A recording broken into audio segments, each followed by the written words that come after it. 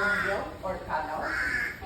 So, mo yung tinatawag na alarm clock technique. Nakabuhat din sila good sound every morning, noon, afternoon, sa tuang kabukiran. Actually, before sa mga ito, mo ang ilang minimum orasan. Tingog na ganina, naning orasan na. So, mga ang hornbill, makita na din sa Philippines. But this kind of hornbill, sa South Cotabato din siya particularly. Because we have 11 species of hornbills na makikita sa Philippines. But this one is from South Cotabato, a Philippine race hornbill. We have Luzon hornbill, Mindanao red hornbill, and different classes of hornbill. So this one is the Philippine race. Okay? Okay, so let's move this. So another rescue Philippine serpent eagle. Lawin na. You want what?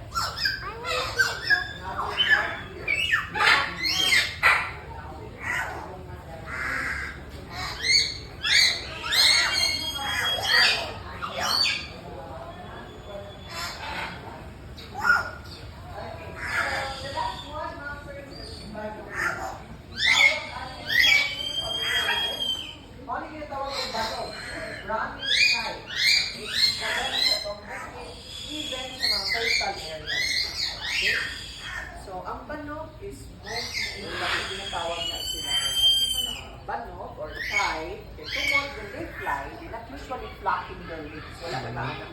Nag-gliding na silang banog na nilipad. Oo, nang tinatawag sila banog. Yes. Actually, once sila nag-hunting, kung sa uban, modern ito sa hunting ng mga piso, mga sisiyo.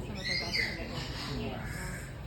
So, but kani siya makita actually mostly sa mga coastal areas.